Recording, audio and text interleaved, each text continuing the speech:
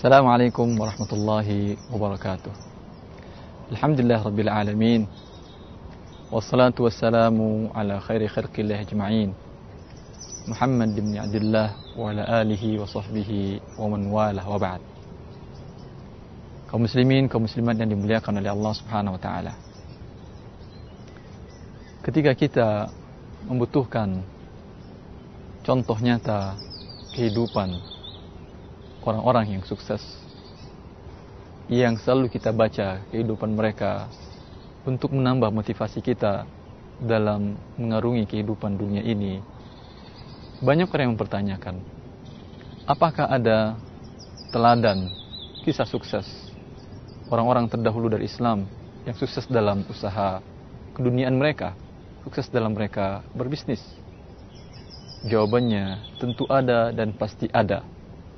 Karena syariat Allah Subhanahu wa taala diturunkan adalah untuk manusia dan qabil litatbiq, mungkin untuk dipraktekkan oleh manusia dan telah dipraktekkan dan dicontohkan oleh generasi sebelum kita. Orang sering menanyakan, saya ingin berusaha, saya ingin mencari dunia, tapi saya tidak punya modal. Ada contohnya para sahabat Rasulullah SAW, adalah Abdurrahman bin Auf. Diriwayatkan dalam Sahihain bahwasanya beliau datang dari kota Mekah menuju kota Madinah. Semua hartanya ditinggalkan di Mekah dan datang ke Madinah tanpa bawa apapun juga. Sampai di Madinah, dia ditawarkan oleh saudaranya Sa'ad bin Ar-Rabi' untuk menerima sebagian harta dia, untuk dikembangkan dia dan untuk hibah kepadanya. Abdurrahman bin Auf mengatakan, Barakallahu laka fi malik wa ahlik. Semoga Allah memberkahi hartamu dan keluargamu. Dulluni ala suq, tunjukkan aku di mana pasar. Maka sahabiyun jalil ini, sahabat Rasulullah yang mulia ini, memulai usahanya dari nol tanpa menerima modal dari sahabatnya yang memberikan hibah untuk modal kepada dia. Dia mulai usaha dari nol, membeli barang samin wal aqid, minyak samin dan susu yang keras, kemudian dijual, dibeli dengan cara tidak tunai, dijual dengan cara tunai. Dalam perniagaan ini, dalam beberapa waktu yang singkat saja, ternyata Allah Subhanahu wa taala memberkahi perniagaannya, dan dalam waktu yang singkat dia mendapatkan harta, mendapatkan mahar untuk menikah dengan istrinya, seorang wanita Ansar. Kemudian sahabat yang mulia ini, berhentikah di sana kesuksesan dia dari usaha yang dimulainya dirintis dari nol ini tanpa dengan usaha permodalan yang ribawi? Tidak.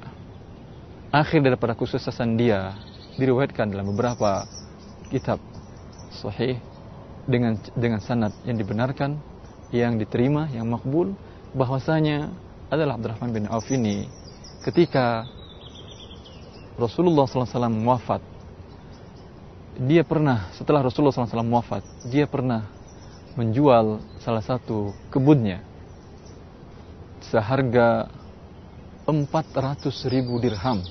Dalam riwayat yang lain seharga 40.000 dinar. Satu dinar kita mengetahuinya 4,25 gram. Bisa kita kalikan sekitar lebih 160 kg emas. Ini semuanya diberikannya kepada istri-istri Rasulullah SAW. Setelah itu apakah kesuksesannya berakhir? Tidak. Pernah juga diriwayatkan bahwasanya Aisyah mengatakan datang 70 ekor kendaraan yang membawa makanan milik Abdurrahman bin Auf, lalu dikatakan kepada dia bahwa khawatir harta ini menyebabkan engkau terlambat ditinggalkan oleh sahabat-sahabatmu yang telah dahulu menemui Allah Subhanahu wa taala. Maka dia mengatakan, ya ummah, wahai ibuku, saksikanlah bahwa seluruh kendaraan ini bi ahlasiha wa ajlafiha, dengan seluruh kendaraannya dan seluruh isi-isinya aku sedekahkan untuk para fakir kaum muslimin. Ini dia orang yang sukses di dunia, memulai usahanya dari nol, kemudian menjadi kaya raya, dan setelah kaya raya dia tidak lupa daratan. Maka contohlah rijal, contohlah generasi yang benar-benar memiliki kemampuan untuk menguasai dunia ini tanpa dunia menguasai dia. Dia bisa mengatur hawa nafsunya, bukan hawa nafsunya mengatur dia. Ini dia rijal, ini dari laki-laki. La tulhihim tijaratu wala bai'un an dzikrillah wa iqamis shalah wa ita'iz zakah yakhafuna yawman tataqallabu fihi alqulub wal absar. Mereka adalah laki-laki yang tidak dilalaikan oleh perniagaan dan jual beli, tidak dilalaikan dari berzikir kepada Allah, tidak dilalaikan dari melakukan salat, tidak dilalaikan dari membayarkan zakat. Ini karena mereka takut di hari di mana nanti hati dan pandangan manusia berbolak-balik. Ini kisah orang sukses, sahabat Rasulullah SAW, dan banyak lagi sahabat Rasulullah SAW yang lain yang sukses dalam kehidupannya, dalam syattal mayadin, dalam berbagai-bagai lini kehidupan. Ini diantaranya orang sukses dalam berbisnis, dan bisnisnya tidak membawa dia seperti Qarun yang berakhir dengan kehancuran karena kesuksesan dia dalam mencari harta. Semoga contoh yang mulia ini, contoh yang bisa menggugah kita, memotivasi kita untuk berusaha dalam mencari rezeki dunia ini, mengantarkan kita kepada keridhaan Allah Subhanahu wa taala tanpa harus menggantungkan semua usaha kita dengan riba. Wassalamualaikum warahmatullahi wabarakatuh.